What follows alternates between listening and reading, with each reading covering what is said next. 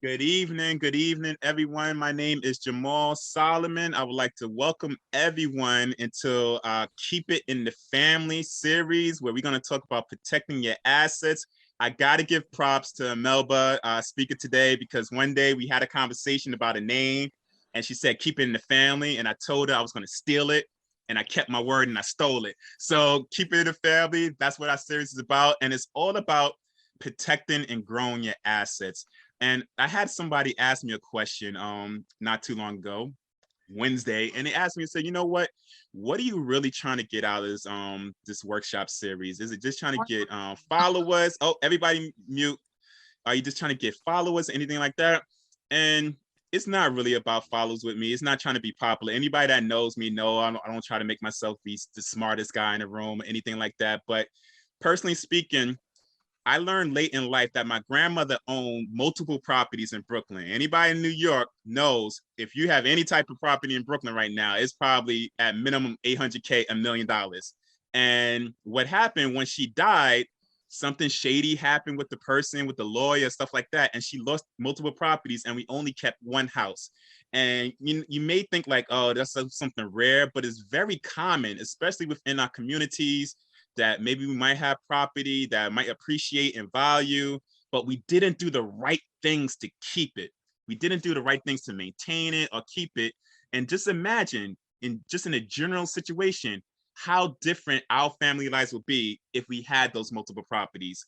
We still blessed that we do have that one property, but four or five properties in Brooklyn are definitely different than one. So what we're trying to do right now, we're just trying to give people the basics of what they need to know if you're really serious about getting assets, maintaining assets. And sometimes life happens, you got to know how to keep it. So that's why we're going to have this first session is going to be about real estate taxes. Next week is going to be about, no, not real estate taxes, real estate in general. Next week is going to be about taxes. And the last week in January is going to be about insurance, because those are the main things that people don't want to talk about. But if you're really serious about keeping your assets, if you don't know those three things, you're really doing yourself, your family, and your community a disservice, right? So it's going to be a lot of real talk, but at the end of the day, we're doing this out of love, or the presenters or the sponsors or the speakers, we're doing this out of love. First, I want to thank the sponsors. First, we want to thank the Queens Alumni Chapter, Kappa Alpha Psi Fraternity Incorporated, great brothers that do a lot of great things in our community. I highly recommend, even if you're not in the Greek world, definitely check their website, their IG, their Facebook. If there's any ways that you can help them in one of their community initiatives, or contribute, or maybe attend one of the events, definitely look into these brothers. They're doing a lot of great things in the borough of Queens and beyond. I know personally that they had a very positive impact in my life. I am a Kappa, also a Nuke too, and so I love this chapter. And just like one of the things, they're giving back. This is just one of their ways to give back. So we definitely want to thank the brothers of Queens Alumni Chapter, Kappa Alpha Psi Fraternity Incorporated. The next sponsor is, whoa, look at that. It's my company. My company is JS Tax Corporation. We are a virtual tax company, meaning that I have clients from all over the country, even a different out of the country too. And so we could accept clients from all over. We could do any type of bookkeeping, taxes, whatever the case may want to be. Check out our website, our IG, always giving up information. And I'm going to be the guest speaker for next week. And final sponsor, Boyd Agency. Boyd Agency is a great insurance agency located in Queens Village, that's in Queens, New York. The guest speaker, the owner of the agency, is Garland Boyd. He's going to be this guest speaker in 2 weeks. You'll want to attend that session. He has over 30 years of experience. I don't think you understand how valuable speaking to someone that has over 30 years in experience in insurance is. And especially when I'm learning in our community, we kind of disregard the importance of insurance. But what he's going to do, he's going to break it down to us, and we're going to make it happen, guys. So thank you, Garland. Thank you, Boyd Agency. Now let's get to our wonderful speakers. Imelba Martinez. She wanted to definitely subscribe to her Facebook page, because on a weekly basis, it's not daily basis, she gives up a lot of great information. So if you're serious about keeping your real estate, or maybe I'm thinking about buying or selling, she is the person, right? And also, and listen, anybody that attends this, I'm going to give them the contact information. I'm going to be on the chat. So it's not going to be any type of excuse to say, oh, I don't have that information. Do you have that information? I'm going to put in the chat.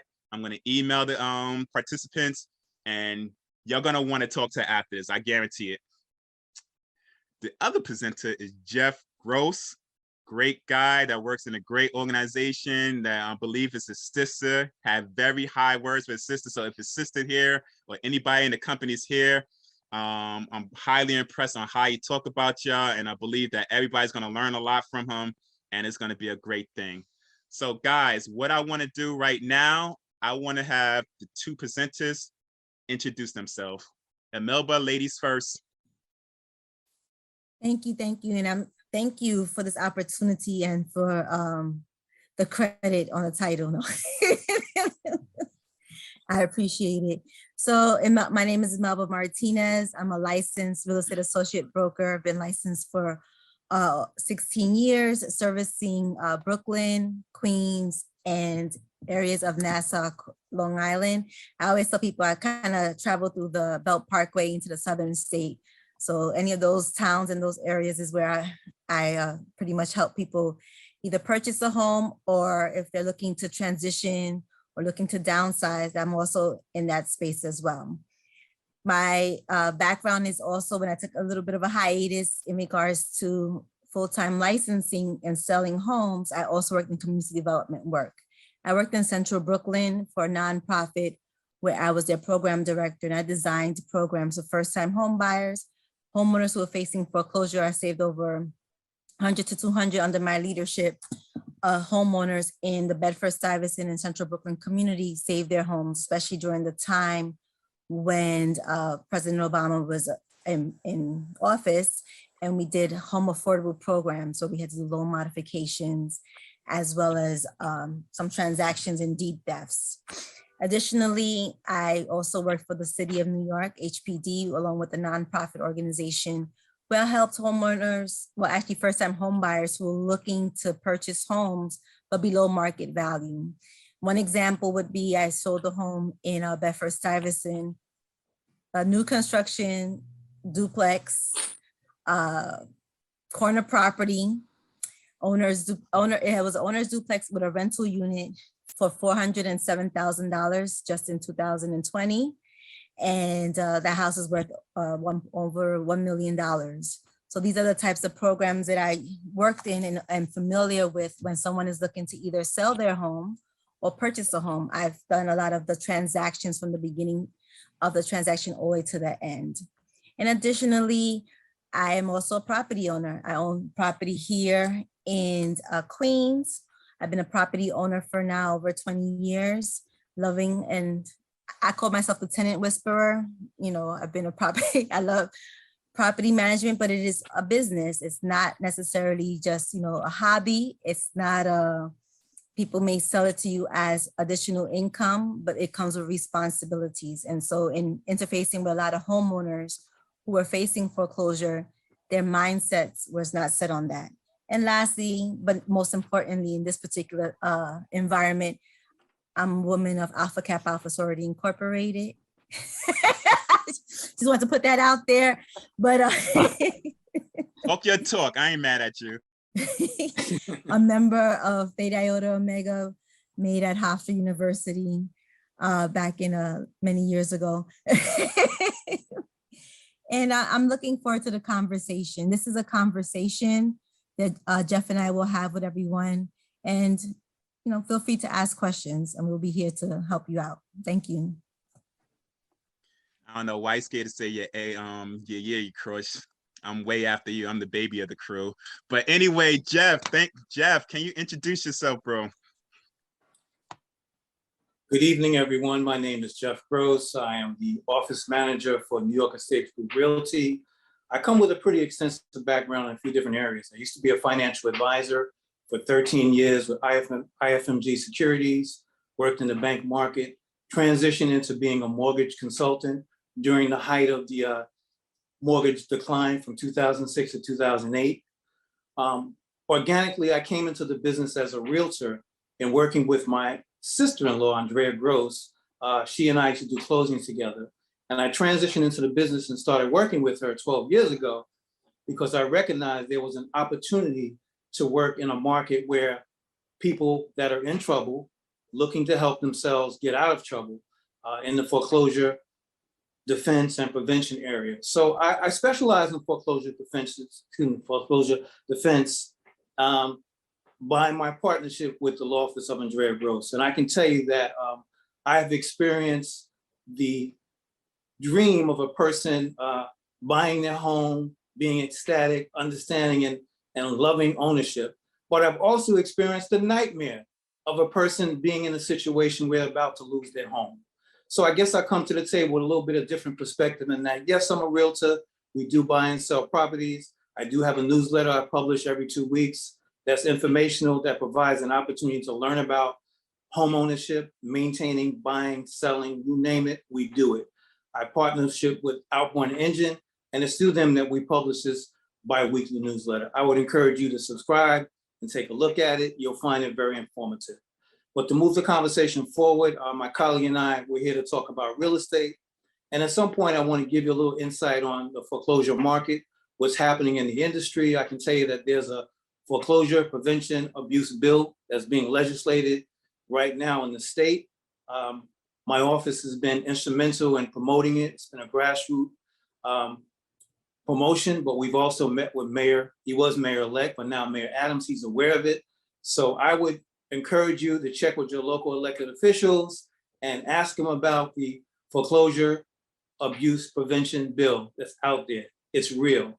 You may not be aware of it, but on Saturday, the moratorium on landlords being able to evict homeowners and renters is coming.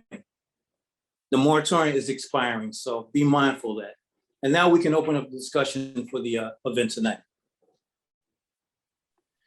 By the way, I don't know if I'm the only one that noticed, but those pins on your jacket are fire. Kappa pins, man. If I can digress for a minute, I'm a proud member of Kappa Alpha Psi fraternity. I am a 1983 initiate of the Phi chapter, single letter chapter, Northern Province. I am also the co-founding charter member of the Queens Alumni chapter, of which we are part of the host this evening. So I come to you and I welcome you, and I look forward to a very, very inspiring and spirited conversation with my colleague. Nice. So thank you for the wonderful, and I see that they call you G Money. I see you, Pierre. So now we know what to call you. But I know we got some questions, but I want to start it off first by asking both of y'all, in regards to what y'all do, what does it mean and what you guys do on a day-to-day to gain assets and save it?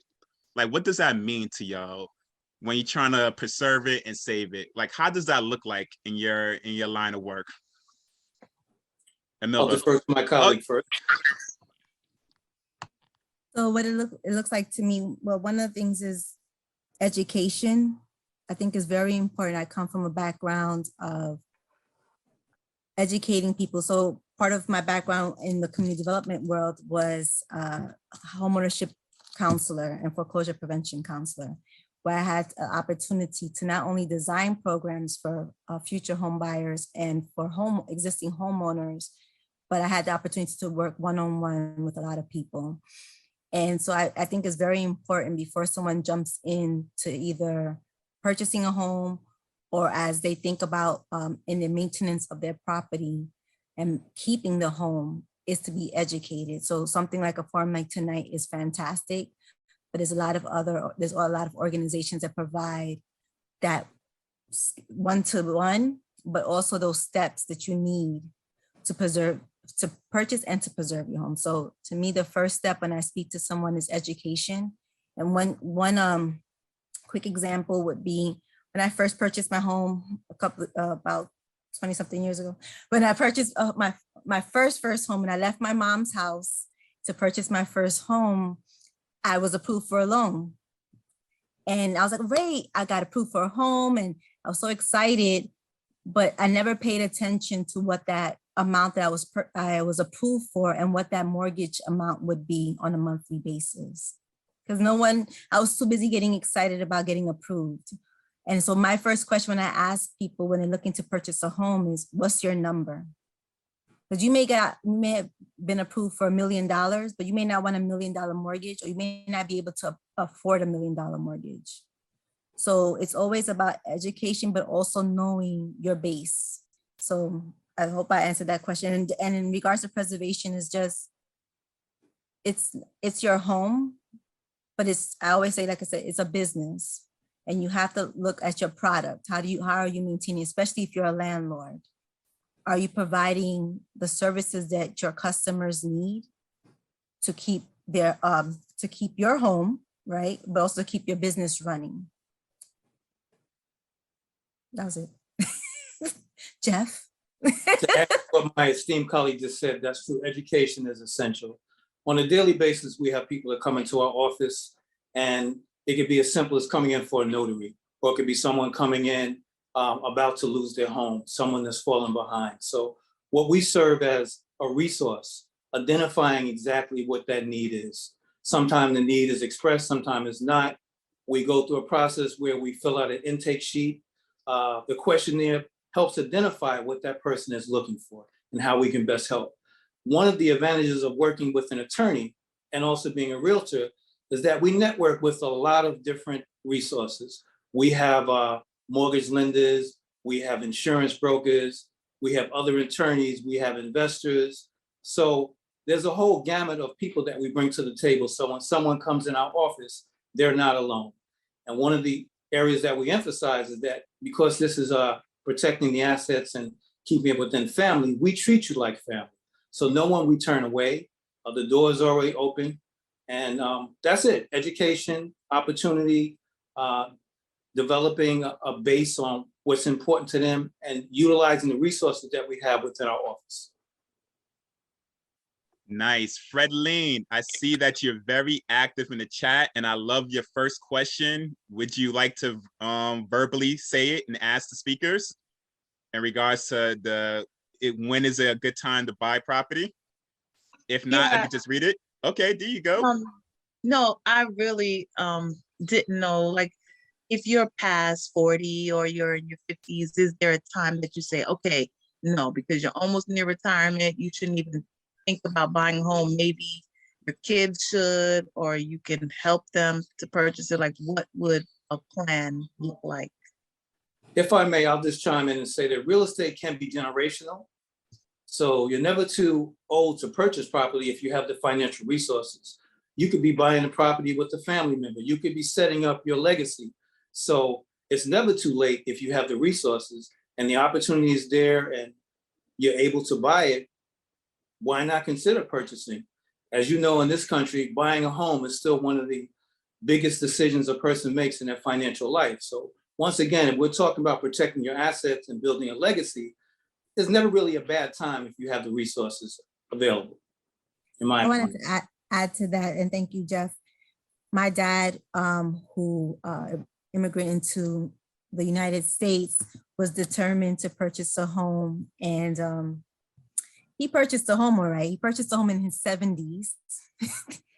He wound up purchasing a home, which is a short sale, which is pretty much the below market value, this property. And so he was able to buy this home. And I was, surprised, because it's like, okay, 30-year mortgage, 70, but it just goes to say that you can buy a home at any time, right? And so it's never too late.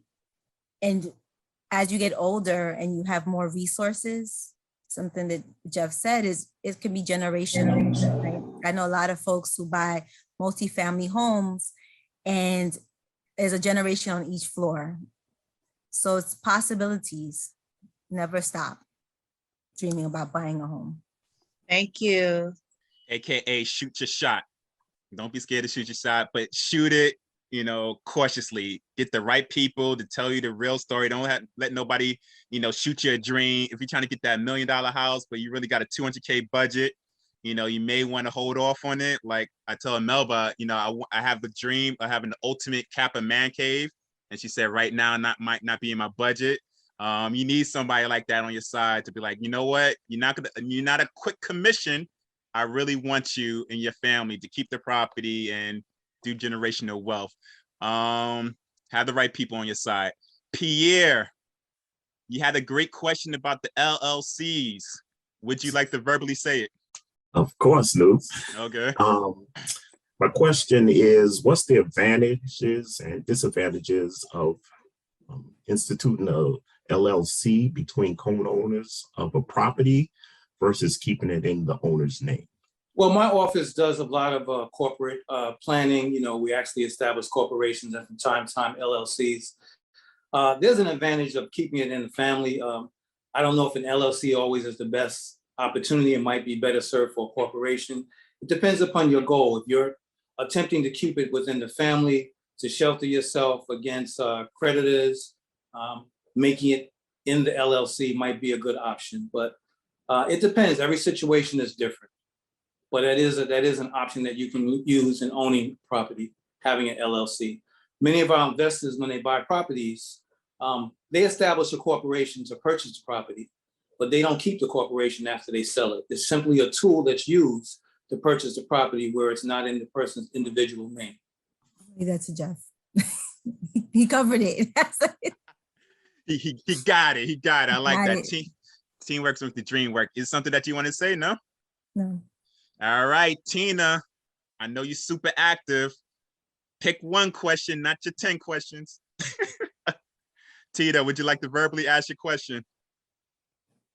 Yes. There you go. I'm planning to move to Florida at the end of the year, but I'll own my home in New Jersey in about 4 years. Want to know how to navigate that if I don't want to sell. And I guess it ties into becoming a landlord, or how do I prepare that process? And I don't know if that's for Imelba or anybody else. I'll defer to my colleague for that. You sound like an attorney. I know, I'm like, okay. Well, one of the things, yes, purchasing a home out of state is No, not purchasing. You're purchasing. I'm gonna rent. Yeah, You're gonna rent out of state, but you're gonna have your home in New Jersey. Correct. It's management company, right? To me, that'd be the easiest, right? Putting in, when you do your expenses, and what we say is when you purchase the home and you find out, okay, how much is gonna cost me to purchase the home? How much money is, my monthly mortgage? What's the rental income? What are the operating expenses? What's the maintenance to maintain that home? You wanna put in, on average, is between 4 to 10% of a property manager to maintain the property, right? Sometimes that's why people get afraid. They're like, I don't want to purchase out of state because I don't know anybody out of state. I'm not gonna, or they'll purchase something really close where they can drive to. But don't be afraid. If the properties, especially outside of New York or even the tri-state area, is less expensive, then just defer to a property management company. I always just say, you do your occasional drive-bys and pop-ups and things so you can know what's going on with the property. Because even no matter who you hire, it's not their property, it's your property. So their sense of urgency is going to be different than yours. Right. But at the end of the day, you can always hire somebody to manage that. Just making sure that when you're looking at that purchase of that property and you do all your numbers, that it makes sense to have a property management company to cover, to help you, and that you will still continue to have a profit.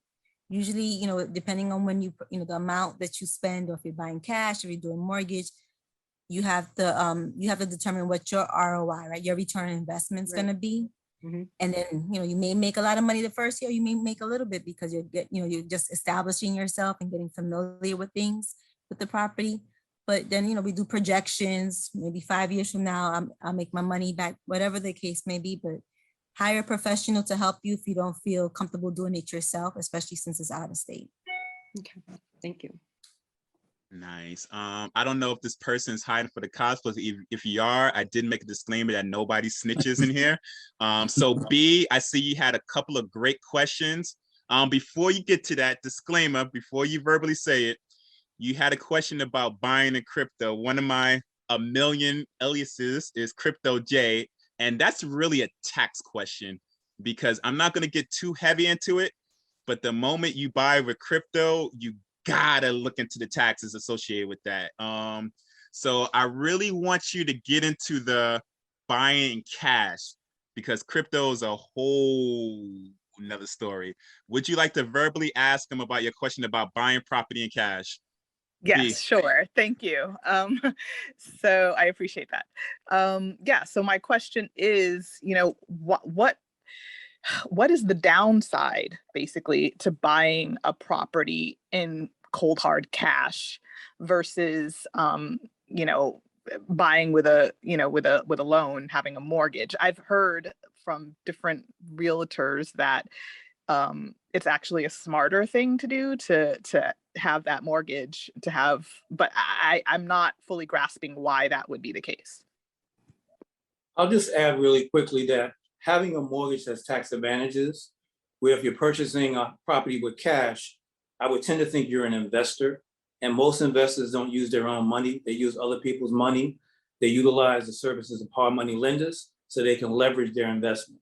Buying a house outright with cash will give you a complete amount of equity, but it won't give you a lot of the tax benefits that a mortgage would allow you by making payments over time. So that's just in short my response, and I'll allow my colleague to contribute as well. I was going to say I defer to my colleague, but I was waiting for that for that phrase. Honestly, I think Geoff covered it. At the end of the day, it's pretty much, it's almost like using a credit card or using cash when you go out shopping, right? Most of the times you want to keep as much money as you can to yourself, right? So if you're someone who can buy, especially in New York, at minimum $500,000 house, fantastic. But at the end of the day, you can use that same $500,000 and buy multiple homes, right? Because now you have that cash to move things around. But similar to what Geoff said, a lot of real estate investors do not use their cash. They say they're cash buyers, but they use hard money lenders, which come with a higher interest, and that becomes a whole nother conversation other than for today. But just in the short, just think about what you can do with the money versus having to get a mortgage and just use a portion of that money to purchase that home. Thank you both. All right, so I'm learning a lot from especially 80s noops, noops that was made in the 80s. And I see in the chat that Garland put a major plug in, but I'm gonna do my plug before him. Anyway, when Geoff said about the taxes, when they changed those laws during the Trump years, a lot of people, especially if they live in New York, even if they had mortgages, they wasn't really able to itemize because they changed they didn't really change it. They just like rearranged a lot of stuff. So sometimes when people say the tax advantages, have a conversation with your lawyer. I mean, not your lawyer, your tax accountant, which we're going to talk about next week on the 20th. But because a lot has changed. If this was like 5-10 years ago, then it will make a lot more sense. It's a no-brainer with the tax advantages. But now that they changed everything and we don't know when it's going to go back, now you got to really think about it in your unique tax situation. You can't compare your tax situation to someone else. But also what Boyd said, he made a great point, even though he's sharing too much. He's supposed to say this in the 27th. He said, make sure you speak with your insurance agent when the home you own becomes a rental property. You must convert your homeowner policy into a landlord package policy.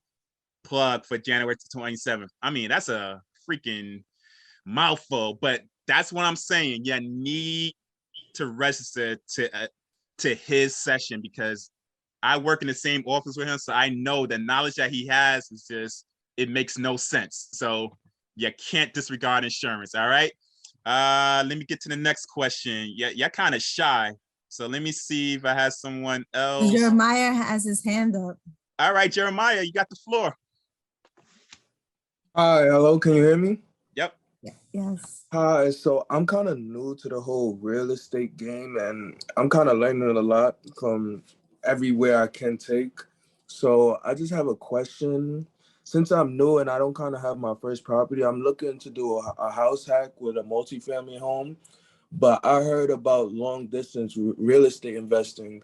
So that's kind of where I'm kind of lost because I know about FHA and like owner occupied loans, but my question is, if I was to per se go buy a house in Phoenix or another market, because New York is crazy right now. So if I was to go to another market to buy a house, would I still be able to do an FHA in New York? Because it's an owner occupied loan and I can only live in a house that's close to my market, if that makes any sense. So Just I'm real wondering quick, which is the better route to do. FHA means home ownership. You have to occupy the premises that you're taking out the loan for. So first and foremost, if you're doing that type of loan, you have to live in the property. Yeah, I So know that. you can't purchase a property outside of New York with the FHA loan if you're not living there. Yeah, that makes sense. But my thing is, like, if I was to buy a house in West out in Texas or something, and it's a lot cheaper out there, and I buy that cash down payment or conventional, would I still be able to do my FHA after doing that conventional or cash down payment on the other house?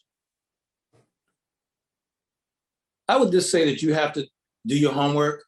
You need to take on the responsibility of getting someone that's out of state, that's a mortgage rep, that can help you, guide you in that direction. Although we're talking about real estate, you're talking about outside of New York. You talk about buying a multiple dwelling. So you really have to do your homework much more than you're doing right now. I did want to add to that, Jeremiah. You know, my first home was a house hack, which I didn't know back then. That's what they call it now, which is pretty much, for me, I purchased a multi-family home and lived in the basement. Basement's illegal, just want to share that. It's a disclaimer, but I lived, you know, I lived there and I was able to live pretty much, I didn't have to pay anything because the two other apartments were paying for the mortgage and all the expenses in the property. So one thing I wish to say is house hacking is definitely a good way to go if you want to get your foot in the door in real estate, and not necessarily, if you may not have the funds on a regular basis to manage that property. And then like Geoff said, you know, definitely defer to someone who is a lender who lends outside of New York and can share with you what that would look like in regards to lending agreements. I did want to disclose I had an old colleague who's also a Kappa, Edward Odom from Citibank. See, I told you, they didn't believe me, Edward, that you you were coming. No, but he worked in the lending field for a long time. And so just, you know, you want to defer to people who are in that space who can then give you some options. I feel like Jeremiah disappeared. No, I'm still here. Oh, you said, okay. Yeah. All right. Thank you. Yeah, Edward, I'm not gonna lie. We got on Imelba about you. I'm not gonna lie, you know, because you know noobs are mean, and that's what we do. She wasn't explaining you correctly, so yeah, we got on you, bro. But anyway, Jerry, you said the right words. You said Brooklyn. I lived in Brooklyn my first 36 years of life. Then I got married and she didn't want to live there no more. But that's a different story. I don't really like the new Brooklyn, but maybe I'll take my time next week. But I would like for you to ask your question verbally because I think it's a great question. Can you ask your question verbally? I can. Good evening, Okay. everyone. So my question is, as gentrification is moving across Brooklyn, moving closer to the East New York, Brownsville area, if you own a home in that area, is it required for you to do remodeling for your home value to increase, to match up within the gentrification range? And if that is the case, once you've done the remodeling, how do you facilitate increasing the rent for your current tenants? Geoff, you want to start? Or you want? I'll start with where Brooklyn at. I'm from Brooklyn. I live in Brooklyn. I'm gonna tell you all about Brooklyn. You talk about gentrification and moving into the areas such as Brownsville, East New York. It's happening. Trust me, it's happening. It happened. It's continuing to happen. Every day, someone is trying to call someone else to buy their home and offering them unsurmountable amounts of cash that aren't realistic. But in terms of improving your home situation, well, you know what? If you're in the market to sell your house, there's an area that we call staging. Staging means simply putting your house in a manner that makes it attractive to potential buyers. So you want to also continue to maintain your house as a homeowner. You want to keep it up to date. But as far as competing with other properties, well, you know what? To a certain extent, the tax rate helps, because with all the turning and flipping and everything else that's going on in Brooklyn, your neighbor's house being sold for a phenomenal fee, guess what? Your taxes are going to go up. So your values are going to go up. There's going to be equity. So it's all connected. It's not just one simple area. But I would just say, you know, as a homeowner, and you're living in an area that you know is experiencing gentrification, you want to maintain your property. You want it to be as attractive as others. So if and when it comes that time that you want to sell, you're in the best position to get the maximum value on your property. As far as rentals are going to be based upon the areas that you're in. The occupancy rates are going to be determining what rates are comparable at that particular area. So that's all relative. It's all changing from time to time. And now to my colleague. Said a lot. So the property is definitely determined by the market, right? The value of the property. And so if you're looking to, it sounded like you're not looking to sell, look like you're looking to, you have current tenants and you're looking to increase rent to kind of be more level set to what the area is renting, right? So it's important that renters insurance, thank you, Garland. But I normally do, you know, in my, I have a separate lease. I have a lease writer. And so when I first introduce an apartment to a renter, they already know there's going to be a rent increase. You know, why are you laughing, Jamaal? So they, because you don't want to take people. Garland's killing me right now. He's killing me.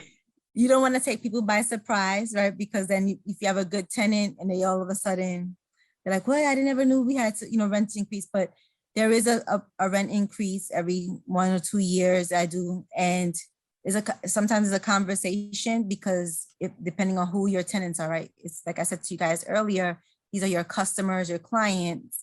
And so if they're doing what they're supposed to be doing in renting your apartment and keeping it and maintaining it, you want to make sure you have a good dialogue and letting them know that there's going to be a rent increase. And you do comparables. You speak to realtors like myself and Geoff to see what is a 2 or 3 bedroom apartment going for in that community. So then you can know more or less what your rent should be and what you want it to be in comparison to what is your market is showing as a rental. So, and gentrification is moving down the Belt Parkway. So if you're in the South Jamaica area or you're going into, it's just coming that way. So, you know, beware. Yeah, my parents got a just brown. a quick, if I may, just a quick tidbit on that whole issue of rental. As I mentioned, the moratorium is now ending on Saturday. And from a landlord standpoint, many landlords have been displaced in that they have tenants that have not paid. And basically they've been handcuffed by going to the courts. Now that the courts will be opening up, from a landlord standpoint, there's occupancy issues that are pertaining to evictions. So that means that if people are moving out, people are being evicted, it opens up the market for more rentals in a given area. So just be mindful that, yeah, rent increases take place, but as a homeowner, you want to make sure that you do the proper screening, because your worst nightmare is having a tenant that's not paying. And let's suppose if you're living in the basement, just as an example, but you know, that's illegal in most places. If your tenants are living on the second floor and they don't want to pay rent, you have people staying in your house that don't pay rent. So that's an issue. So we always have to be careful about home ownership and renting out. Yeah, there are increases, and this whole gentrification situation is bringing more people into the neighborhood, but you want to make sure those people can afford to pay the rent for that neighborhood. Exactly. I concur. So that's why it's important to have that dialogue with your renter. And also, as a homeowner, as a landlord, if that's the space that you're in, you want to do an annual review of your renter's income. and their funds, because things change. I mean, I'm dating myself, but I had a tenant who, the MTA strike, was that in the 90s? I don't remember. Yeah. There was an MTA strike years ago. And, my tenant lost his job. He wasn't able to pay the rent. And I had a conversation, and this is before I went into the nonprofit sector, about financial counseling. And we had a conversation, and then we came to the conclusion it's time for him to go. And he owed me some money. But what I did was, which unbeknownst to him, I took him to the notary. He signed an agreement that he's going to pay me back at a certain date and time.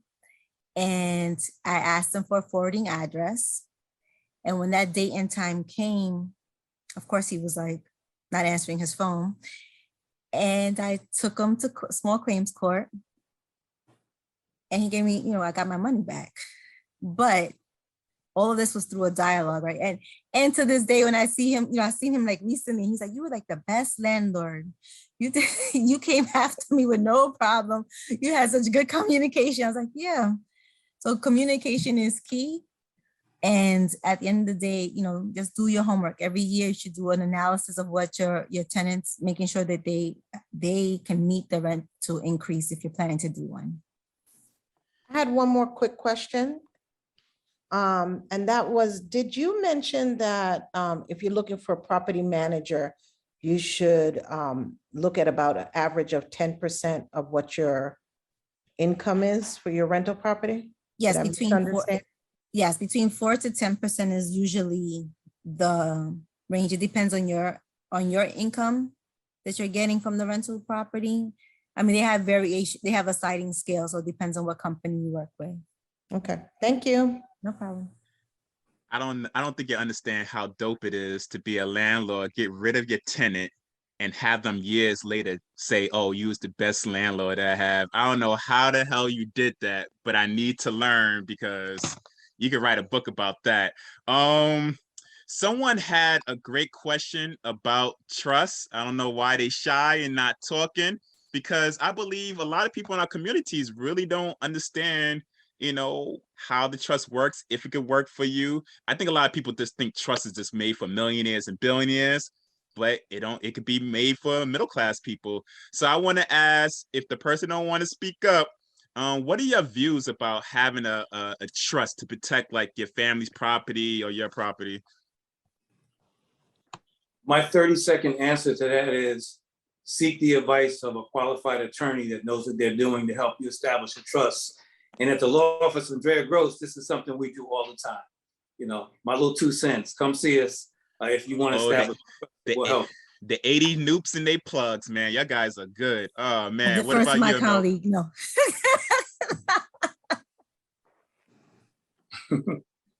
Wow. So basically, we don't know whether or not it's a good thing. It's just basically if you're thinking about it, go see a state lawyer. Is that what the answer was?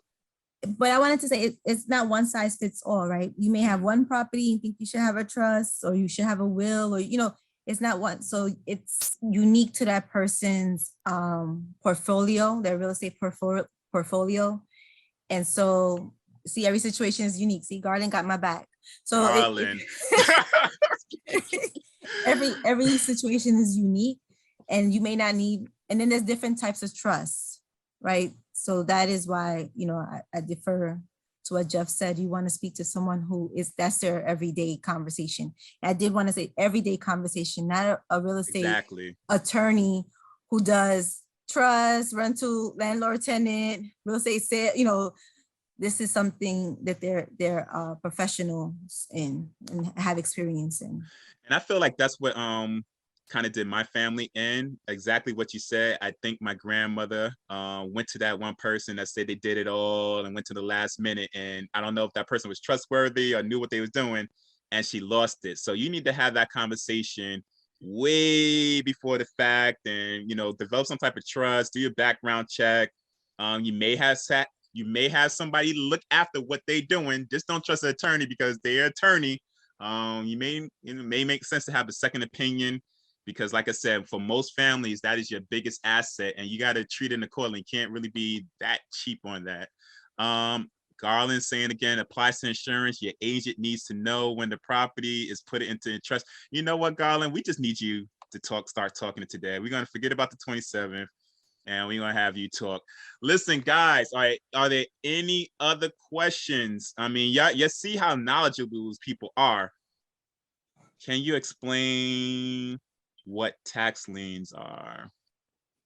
Anybody want to explain that? Great question. Basically, a tax lien can be placed on your property when you don't pay your taxes. It's real simple. Sometimes a person can actually lose their property if they haven't paid the property taxes on their property. There's a multiple of listings of people that are in pre-foreclosure, that are on the verge of possibly losing their property due to tax liens. So it's a big part of the business for people that are not paying. From an investment standpoint, I could buy somebody's tax lien and basically have access to that property within a certain amount of time. But that's just a short story on tax liens. Right, just real estate. So, it's property taxes. And so when you're purchasing a home, you have what they call PITI now, but principal, taxes, interest, and insurance. And so property taxes trump all of them because you're paying out to the city. And so at the end of the day, if you don't, it happens a lot to seniors who do not have a mortgage on their property. And so they forget, oh, I have to pay my taxes, which you pay quarterly, or they have to pay their insurance, which they pay sometimes annually or monthly, whichever the case may be. And so they forget about it. And so now they're building up these taxes and they get a lien on their home. And someone can actually, like Geoff said, just purchase your home just off of your taxes, and you will no longer, you have to pay, sometimes you have to pay them. But in New York, so that it's only, it's really hard to get a tax lien in New York because New York has protected their homeowners. They have a lot of different programs to help, especially like water liens, utility bills. They are, utility companies. They have programs where you can pay back the taxing, and sometimes I think at 0% interest. So just wanted to share that. Well, the homeowner always has first right of refusal when it comes to paying their tax lien. They have the right to pay it before someone else can take it. Thank you for adding that. I missed that part. Man, y'all work too well as a team. I want to see y'all disagree on something. Just to make it a little more spicier. Dad, B got a lot of questions. Maybe not in New York State. Yeah, not playing around. But I heard that you could actually be paid by the government to develop land. Can anybody answer that real quick? I mean, what was the question? Oh, maybe this is not New York State, but I heard that you can actually be paid by the government to develop land. I don't know. I'm not familiar with that. Not my area. Yeah, we gotta. He's trying to stump y'all. He wants y'all to disagree. I like that. I like the. Is New York more landlord friendly or tenant biased? Real short. Tenant. No, Imelba just kicked somebody out, and the person said thank you. So I don't know. No, but New York, tenants have a right to free legal counsel. So that should be your answer. My parents used to rent out. Today, you can call 311. And they'll give you information on free legal service. I'm not saying it's the best legal service because it's information. And as we mentioned, every situation is unique. So you really need to seek the advice of someone that's, once again, specializing in that area. Yes, New York is much more tenant friendly, which why for the small landlord, it's a problem. But if the big landlords create the problem for the small landlords. They do. Because the big landlords they don't fix the buildings, they don't maintain them. And you have people that are paying rent and not receiving the services that they deserve. Where a homeowner with a hardworking house to maintain and tenants not paying is a whole different scenario. So every situation is different. But they always look out for the tenant first. Now, Geoff, were you able to talk about the bill real quick because we're about to end? Did you? Yeah, as a matter of fact, I just wanted to mention, like I said, it's called the Foreclosure Prevention Abuse Bill. It seeks an opportunity to make a more level playing field when it comes to dealing with banks. Right now, banks are in a position where they take advantage of homeowners. And it's really not a fair situation, which is why, like I said, this legislation is out there. The objective is to make sure that the foreclosure laws are enforced, that banks can't restart the process. Just to give you a quick example, I'm not going to get too involved, but let's suppose that you had been in a foreclosure situation. The statute of limitations is about to expire, and the crafty banks find a way to restart that process all over again. It's not fair. People can lose their homes. So we want to make sure everything is on a level playing field. And that's why my office has been instrumental in promoting this bill. Like I said, it's with elected officials, it's with the churches, people in the community. I want everybody to ask their local elected official, what can I do to make sure that this bill is passed to protect homeowners' rights, to make sure they're not left in the dark and lose their homes due to some extension of the statute of limitations that's not right. You know what? God bless your office, because I went in the website and you can clearly see that your guys truly care in your office. Some law offices, may treat their clients and people around them as invoices, but you can see you really want to make sure your clients are good, the community's good. So guys, y'all gotta really look into his office. Can you say the website again for the lawsuit? The website for your office. Oh, actually, well, it's the law office of Andrea Gross. AG Law Offices is on Instagram, we're on Facebook. We are located at 20547 Linden Boulevard at the corner of Francis Lewis and Linden. We've been here only 17 years. We are a stalwart in the neighborhood, making difference to Andrea Gross.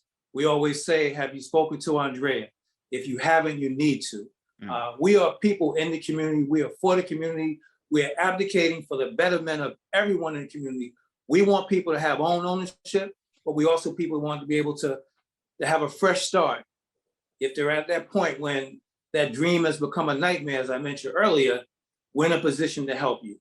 We want to make sure you get a fresh start, or that you keep your home if it's possible. And if you have to, then as realtors, of course, we're going to help you sell it, and we're going to help you get a fresh start. Dang, I need to work on my elevator pitch, because that was off the hook. I'm going to defer to Edward for a second. Fresh start. When I worked in the Community Development Corporation, that was our elevator pitch. Fresh start. We had a fresh start program, no matter where you were coming in. So I definitely, I love that. We had a Fresh Start Home Resource Expo every year, because it was important for someone maybe who's looking to purchase a home, or someone who's looking to keep their home, have a fresh start in this homeownership process. So I love it. Just resonated for me, and I think that's important. Did you mention Edward again? You sure Edward exists? You keep on mentioning Edward. What's going on, man? You don't see? He's very. No, I exist. This one is He's like the voice of God. It's good to see you, because I just wanted to make sure she wasn't just making up somebody. Yeah, man. He's legit. He's definitely legit. We're just joking, brother. We think about our office. We've taken on an additional role. We tend to partnership with other people. Our associate broker, Mr. Dale Davis, has become a solar expert. So for people that are looking to save on energy, that might be interested in having their homes converted to solar energy, also reach out to us, because it's a growing area here in Southeast Queens, out in the island. It's become one of the areas where homeownership can benefit by having solar in their house, if the situation's right. Every situation is different, but I just want to give him a plug. Dale Davis, a solar expert, associate broker, New York Estates Group Realty. Before we get Imelba pitch, because I know she's gonna be, on point. I want to be a good brother, and Pierre say he has one question for his kids. Pierre has to be quick. Presenters, do it quick. Yeah. No doubt. Yeah, I got 4 Bushels on this line, so I guess I get the prize for the most that came on this Zoom. That's number 1. Number 2, my 2 kids are millennials. They're probably the youngest ones on this Zoom call. And I think what they may be interested in knowing is, because they're too shy to post or what have you, is what would you recommend be the first type of property that they would purchase as a young person in their 20s? I would say in my early 20s. No, I look like I'm in my 20s. Purchase a multifamily home. I mean, that was what was helpful for me. But before you do that, which I don't know if you guys were on the call with me, Geoff and I both concurred that it's important to get educated about it, because once you're bringing in other members, other people into the property, you want to make sure that you are strong in your management skills and being able to manage people, right? Because that's what you're doing, and making sure that you're good with operating the expenses if you don't have the support of a property management company. But to me, house hacking your first property, you're living there and you're renting it out to somebody else. I mean, you're renting out another apartment to someone else. That's the best experience. And from there, I decided, then I'm like, I gotta live by myself, because tenants was fun, but it wasn't that much fun. So, then you got a taste of it. Now, some people may disagree and say, you know what, get yourself a condo or co-op, because your maintenance, you don't have to worry about maintenance as much. And sometimes condos and co-ops are less expensive, more like co-ops are more or less expensive than an actual home purchase. But, depending on your bandwidth of skill set, you can go to a multifamily home or get the co-op. At least you're now starting that step into home ownership. I would just say also to make sure that you've done your homework, that your credit is up to date, that you've established enough money for down payment. Education is everything. You don't want to get into investing in real estate if you don't have the proper resources. You need the foundation financially to be able to put a certain amount of money down. You need to make sure that your credit's in place. You don't want to defer by making large purchases if you're considering buying real estate, because trust me, when you're going to a lender, you're trying to obtain a loan, they're going to look at everything, all of your purchases, your credit, your history, your employment. You got to make sure everything is in place before you attempt to want to buy property. Someone mentioned something about Jersey. I saw this on the chat, just to add real quick. Well, Jersey is less expensive than New York. Every situation is different. But just to add to that, I'm part of Keller Williams, and it's a national company. So if you're looking for an agent in New Jersey, I can always refer you to someone in New Jersey that I will personally interview before they speak to you, so that we're sure that we're on the same page in regards to their service for you. So that's something I can offer as national company. Oh. I wanted to say something back to Geoff. I know, Jamaal, we got to go. Yeah, talk your talk. Wow, I saw how you talk your talk. Keep on going. Risk tolerance is also important when you're purchasing a home, because, a lot of people, even not someone, Pierre, a young millennial looking to purchase a home, but anyone, a lot of people say, well, I want to buy a multifamily home because I'm going to get rental income and it's going to help pay my mortgage. It's all about your risk tolerance. How much can you really manage someone, when, my first home was a very big experience. I was, grateful enough that I inherited my first home. It was a multifamily home at the age of 23. And then I left my mom's house to go to my own home, which was the one I lived in the basement. But my first 6 months of my house experience was the water main broke.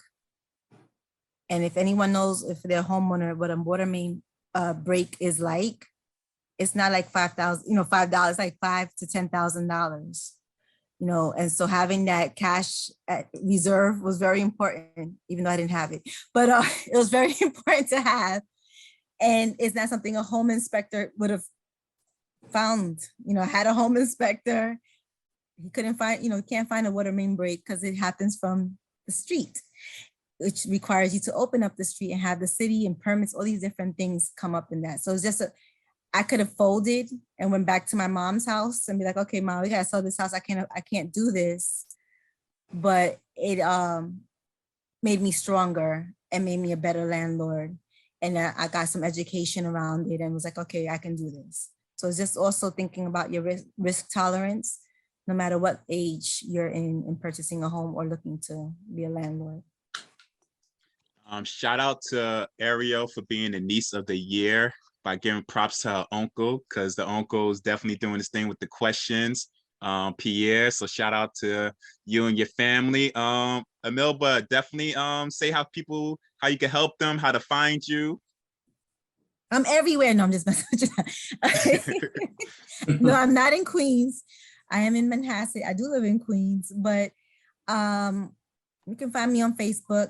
Yes, so you may see it says Imelba Martinez. Edward may know. I'm back to Edward. I just have a thing with my married name is Imelba Rodriguez. So if you're looking on Facebook, you'll find me on Imelba Rodriguez. But if you're looking on IG or LinkedIn as well, you'll find Imelba Martinez. And I'd like everyone to just come to my Facebook page, For the Love of Real Estate with an S. And I share information there all the time. And I know you're gonna give out my contact information. I'm always open to a text message and have an opportunity to do some buyer consultation or seller's consultation to kind of dig in a little bit deeper as to what your real estate goals are. Yeah, I mean, I want to thank both presenters for doing an absolute great job. I think people really enjoyed your presentation. You kept it real, simplistic, and just know, everybody, if I ask a presenter to come on, I guarantee you can trust them. So please do not take it lightly that they're telling you about their newsletter, their Facebook, because I see the information that they give on a daily basis, and the community needs to, read this and communicate with them. If she said that you can email her, freaking email her. Don't be shy, make it happen. Listen, we want to thank the sponsors, Queens alumni of Cap Alpha Psi Fraternity Corp. Wait, is Garland saying more stuff? Cap Alpha Psi Fraternity Incorporated, my tax company, JS Tax Corp, and Boyd. As you can see, Boyd is very active in the chat. Next week it's gonna be me. It's gonna be game time. We're gonna learn about taxes. Trust me. I'm not gonna make taxes boring, but please come with questions, because I will haze you and say why you are quiet and not asking me questions. So if you ever want an honest tax question, next week is the time to get it. Trust me on that. Yeah, I could put money on that. And I'm gonna get to you, Geoff. And Garland Boyd, if you don't see right now that this guy got too much information in that head of his that he's just waiting just to I don't know what else I could do with y'all guys. So if y'all didn't RSVP for Garland Boyd's thing on the 27th, just do it now. Do yourself a favor, tell your family and friends, because he's gonna come with a pencil, a pad. It's gonna be off the hook. Geoff, what would we like to say, bro? Well, before we close, I just want to say first and foremost, thank you for giving us this opportunity to share our resources and what we do in real estate. My colleague and I are certainly excited about this business. We love real estate, I can tell. And just a foreclosure pitch, if you're in trouble and you need help, don't walk, run to my office. The banks are opening up, the courts are opening up. If you're in trouble, you need to run to our office. We can help you. In terms of real estate, yes, we're multifaceted. We have many different connections that we can offer. And so please consider us. And thank you very much. I want to give a shout out to Brooklyn. CK. Oh, no. No, CK, another Kappa that I know. You sure CK exists? Because I don't know about you. He's a fellow tall noob. I know about CK. Garland's still doing chatting. Say CK is a fellow tall noob. I'm here, man. Shout out to Hofstra. All right, Imelba, go ahead, do your thing. Listen, this was an excellent program. I'm not giving closing remarks. I'm just saying this is an excellent program. I had a question, but I know that you're over time, so I'll ask it on the side. But this is an excellent program. Thank you so much for the three of y'all for putting it on. Go Noops. And in closing, I just want to say Noopski to my colleague. May you continue to be blessed and success and all the best in 22 going forward. And I'm just a phone call away. Maybe we can collaborate, do some money, make some money together. Exactly. I'm not going to compete with their closing line. So all I'm going to say is good night. Enjoy your families. And God willing, I'll see you next week.